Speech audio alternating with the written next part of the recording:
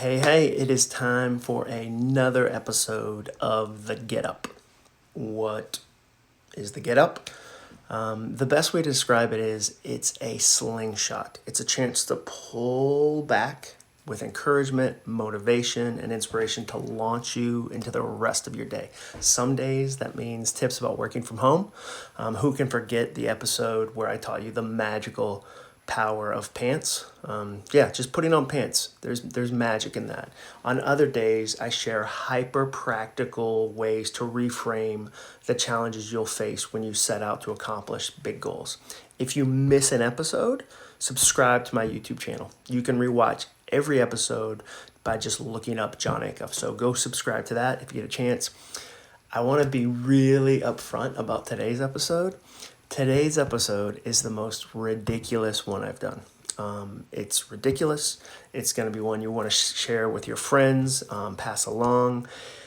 And I'll tell you where it started. It started because I've been studying how other writers collect, curate, and complete ideas. That's really fascinating to me. How they collect them, okay, where are they gathering these ideas from? How they curate them, okay, how are they touching them multiple times to refine them and make them better? And then how do they complete them? How do they actually launch them into the world? Because if you don't ever do that, it just stays in your head and doesn't actually help people, doesn't actually change things. So I recently read that David Sedaris, really successful author, takes his diary and he reads it from stage. So he does this really fascinating process about gathering ideas. And then once he feels like he's got a couple ideas that are worth sharing, he takes those ideas, reads them from stage. Now, when something gets a laugh, like if the crowd responds, he puts a check mark by it. If something bombs, it just falls flat, he draws a skull next to it. I loved that. And so it made me think, okay, I want to try something like that because it's really fascinating. So today I'm going to take you behind the curtain. We're going to break the fourth wall, and I'm going to share an essay I wrote in my diary, essentially. I'm going to read it for you. I've got it right here, like right next to me. So I'm going to read it for you, and I hope you have as much fun hearing it as I did writing it. But again, it's ridiculous, so just get ready.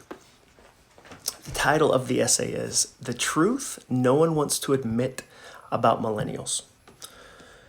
Do you know what the big issue is with millennials? A stranger asked me that one day in a shuttle bus to the airport. I knew some terrible story was going to follow because I'd heard some form of that story 100 times already. I got tired of people bashing millennials, a generation that I keep seeing doing amazing things. So I decided to write an essay that finally told the truth. There's something we Gen X, that boomers, even the greatest generation, need to finally admit. Okay, here it is. The truth no one wants to admit about millennials. That's where the essay starts. Do you know what the big issue is with millennials, he asks me. I don't. It could be one of a million things at this point.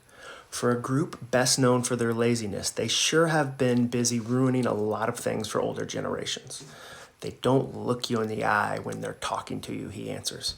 I immediately take my eyes off my phone and stare into his awkwardly for the rest of the ride to the airport on the shuttle bus, lest I be lumped into the millennial bucket. I won't be, as my hair is gray and I have a belt on, but you never know. Some of them millennials look just like us. They're getting smarter every day, learning our ways, infiltrating our communities, turning on lights on and off with their voices. Maybe I went gray early. Maybe I read a blog about how belts put old people at ease. But there I said it, read a blog instead of watched the video, and I've made it clear I'm not a millennial. I'm a Gen X, the slacker generation who has now taken a seat with the adults thanks to millennials, who must wait their turn at the kid table until Gen Z is old enough for all of us to publicly criticize. The woman sitting next to him is not a millennial, and she does what is so tempting in conversations like this. She dredges up the worst things she's ever seen a millennial do. The whole way to the airport, they trade millennial horror stories like baseball cards, but neither one of them ever admits the truth. We're not mad at millennials. We're jealous. I spent 15 years showing up at offices 5 days a week, 50 weeks a year. I lost countless hours of my life commuting in Atlanta because I thought I had to be inside buildings in order to have a job. If you want to work, you have to go to work. And then millennials showed up and said, Nah, that doesn't seem fun. We're not going to do that. Wait a second. You don't have to come into the office every weekday? What do, what do you mean? There are some days where you just stay at home, not as a sick day, not as a vacation day. You just don't come into the office. You call it telecommuting? That's brilliant. That sounds like a real thing. I love that. How much less do they pay you for this privilege, though? I'm assuming there's some sort of way they dock your pay. Wait a second. You get full salary? There's no reduction? Millennials, you're a genius. You just broke a century-long agreement that to do work, you had to be at work. In 2002, a company in Massachusetts said I could keep my job with them when I moved to Atlanta. Do you know what I said? I said, no. No, thank you. I need to be in an office. That's how conditioned I was. I didn't like going to the office, but I was so used to it that when offered freedom, I closed my own cell door. We shouldn't be criticizing millennials. We should be high-fiving them in the street. Millennials also invented flex time. At my first job out of college, they offered me 8 vacation days. I gave them 253 days, and in return, they gave me 8. Every year, though, I could earn 1 more day of vacation. It only took me a full year of work to earn an additional 8 hours off.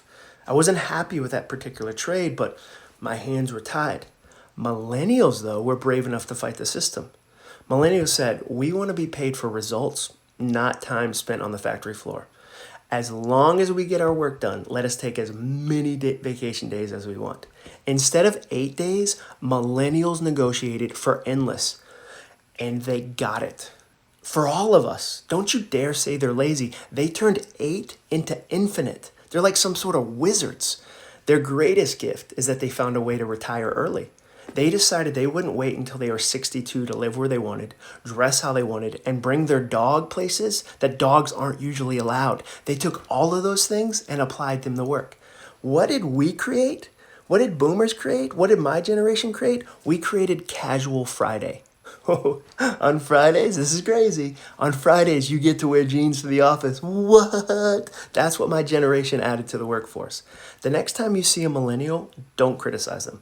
Thank them, and then marvel at the fact that you're catching up on some work at a coffee shop while eating a piece of avocado toast because they gave you that too. That's the essay. Thanks for watching. Thanks for having a little fun on a Friday. I hope the rest of your day is amazing. And again, keep watching, keep sharing, and I'll keep making these. Thanks, guys.